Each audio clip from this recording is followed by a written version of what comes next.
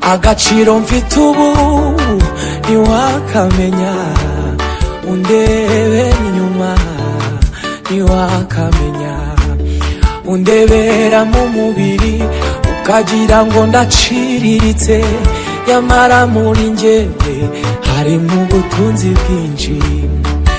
Undebera inyuma n'iki gikara mfite uyu munsi, icyakubwira uwo ndiwe ejo hazaza. Undebera inyuma mu bukene mfite uyu munsi, icyakubwira ejo hazaza uwo nzaba we.